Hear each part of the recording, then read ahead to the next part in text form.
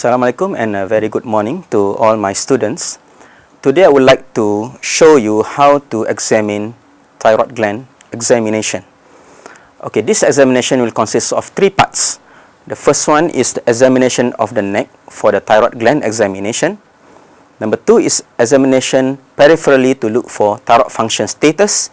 And the third one is examination to detect metastasis if it is necessary. Okay. The question will be given to you usually in short case to examine the neck. Example of question will be like this. Okay, you have a 15 years old gentleman who presented with a single neck swelling at the anterior part of the neck. Please examine the neck. So you are required to spend around 6 to 7 minutes to examine the patient and an extra 3 to 4 minutes for your discussion. Okay, I hope that you are ready, then we can start now. This is my patient. Okay. Selamat pagi Encik. Okay, saya Dr. Ikhwan. Siapa nama Encik? Kiat. Cik Kiat. Okay, saya nak periksa di bahagian leher. Saya harap Cik boleh bagi sedikit kerjasama. Boleh ya? Saya minta Cik pegang gelas ni berisi air. Nanti saya akan bagi arahannya. Okay. First, I will start with inspection. The inspection will be from anterior, where you look for whether there is any obvious swelling. Okay, and looking for any previous scars, any dilated veins, or any other deformities at the neck region. And after that, you will see on the side, right and left. Okay, before you start giving the impression of your observation, please ask the patient to do some maneuver. Okay, Encik, saya minta Encik masukkan air dalam mulut, tahan sehingga saya kata telan ya. Okey. Okey. Minum sikit ya. Okey, tahan di mulut. Okey, telan. Okey, first maneuver is asking the patient to swallow a sip of water. Okey, second maneuver. Okey. Tolong tahan dagu ke tangan saya. Buka mulut. Okey, dan jelikan lidah. Okey, tutup mulut ya. Terima kasih. Okay, how to present? On examination of the neck, I can see a swelling at the anterior part of the neck, measuring around 3 cm in diameter. However, I will confirm it during my palpation. The swelling moves with deglutition. However, it doesn't move with protrusion of the tongue. No previous surgical scar seen, no obvious dilated vein seen, or any other swelling seen at the neck region. On the lateral part of the neck, there is no other masses seen. Okay. Now I'll proceed with palpation. Palpation starts from the back. Okay. How should you perform your palpation? First, stabilize the hand on the left and start palpating on the right. Okay. Palpating around the right side of the thyroid gland, going to the midline. Okay, for this patient, what can I feel is, let's say this is a thyroid gland, is a single swelling at the anterior part. Then you take a measuring tape and measure around 3 to 4 cm. Okay, in diameter, is firm to hard in consistency, and it is not attached to the overlying skin. It is slightly mobile and non-tender. If you want to describe about the local worm, flip your hand to the other side and feel whether there is a local worm or not. Okay. If you finish, then ask the patient to swallow again. Again, give the patient a glass of water and ask the patient to swallow. Okay, boleh taruh air di mulut. Okay, tahan ya. Put your finger below the gland if possible. If not, wait until the patient swallow. Okay, cuba telan air. Okay. Okay. Then you should comment the swelling is felt when the patient swallow and I can get below it. Okay. Then again, stabilize the right hand and palpate on the left side. Okay. Then you should palpate the rest of the lymph nodes starting from submental, then submandibular, pre-auricular, post-auricular, occipital, jugular chain and supraclavicular. Boleh angkat bahu sikit ke? Angkat bahu. Okey, supraclavicular lymph nodes. Okey. Is it finished from the back? No. It is mandatory for you to palpate for the carotid pulses. How to do? Turn the patient slightly to the contralateral side. You can trace the carotid pulse either from the Adam's apple, going slightly lateral around 1 to 2 cm, or you trace from the proximal part of your sternocleidomastoid muscle. So it's somewhere around here. Okay. When you palpate on the right side, put the other hand on the shoulder. Okay. What should you expect? Feeling a carotid pulse, whether it's normal or not, volume is good or not, whether you can feel a thrill or not. Okay. Then you do the same thing for the left side. Okay. Don't ever palpate both carotid pulse at the same time, because you will cause a syncopal attack to the patient. Next, palpation also involves examining from the anterior aspect, where you should palpate for the trachea, whether there is shifted of trachea to the right or to the left, or it is centrally located. Okay. Okay.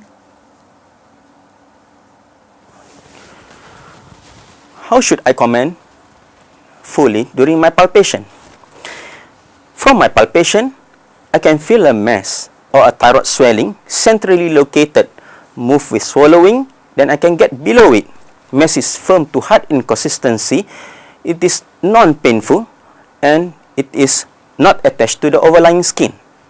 There is no other cervical lymph nodes palpable. Carotid pulses are present on both sides. Trachea are not shifted, it is centrally located.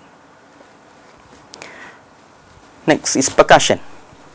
How to percuss? Thyroid gland can grow retrosternally in 3 directions.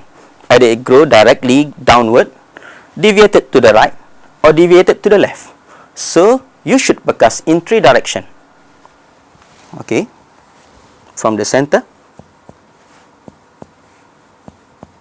If there is dullness, you should percuss until the presence of resonance. Okay. The same way goes to the right side and to the left side.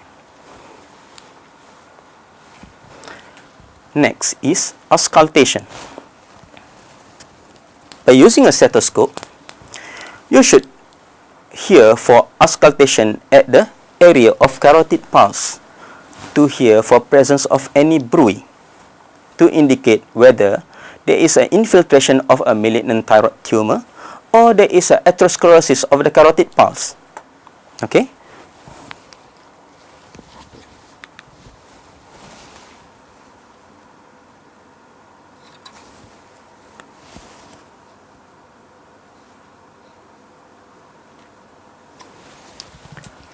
If you suspect the patient to have a toxic goiter or Graves' disease, you may put a stethoscope on the thyroid gland to hear for a thyroid bruit, which shows a hypervascularity of the gland. That will complete the examination of the neck. And I will show you now how to examine peripherally to look for a thyroid function status.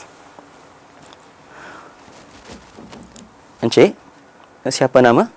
Kiat. Cik Kiat. Cik Kiat memang suara macam ni Ada tak berubah suara daripada 6 bulan lepas? Tak ada. Tak ada dah? Okey. Okey. Tengok tangan sikit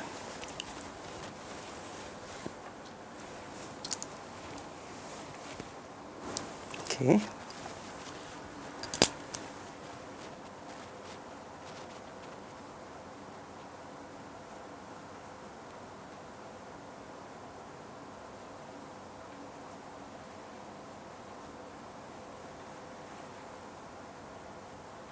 Okey.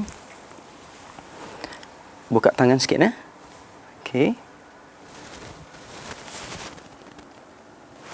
Okey. Okey. Lawan saya Okay.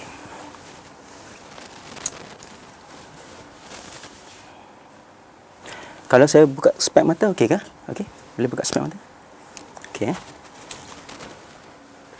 Masih nampak sama lagi. Ini berapa? 1. Ini? 3. Okey. Boleh ikut tangan saya ke? Okey. Mata ke? Ikut tangan. Okey. Okey. Kepala kepala relax. Okey. Mata saja. Okey. Okey.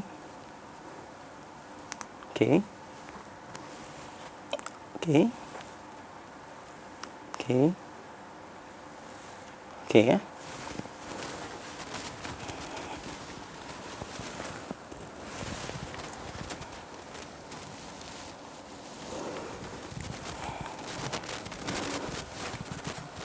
The last one is the knee jerk. Okay. So how you should comment during the examination of peripheral examination to look for thyroid status. Okay.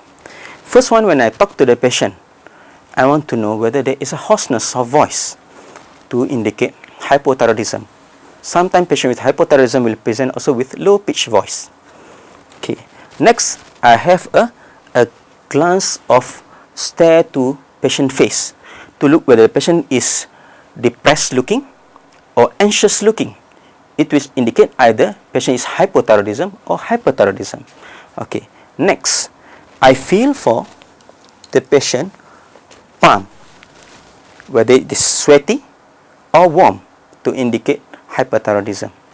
Next, feeling for the pulses to look for presence of sinus tachyarrhythmias or atrial fibrillation.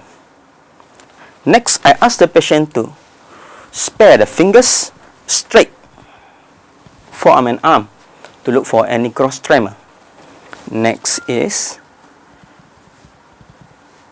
to look for proximal myopathy. To look for proximal myopathy, you have two options. Either you ask the patient to do this maneuver or ask the patient to stand up from squatting position. Okay, you should choose only one. Okay. Next is examination of the eye, where you have few things to interpret.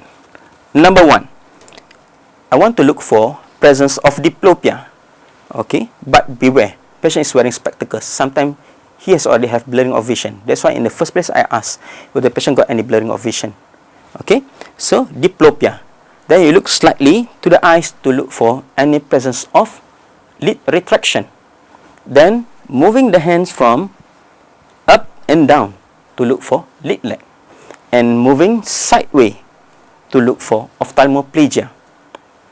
Next, looking at the side and from above to look for presence of exophthalmos. And last, knee jerk to assess for absence, hypo or hyperreflexia. That's conclude the examination peripherally. You should finish this examination by around 1.5 minutes.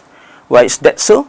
Because you need at least half a minute to examine the pulse, because atrial fibrillation is irregular rhythm. Okay.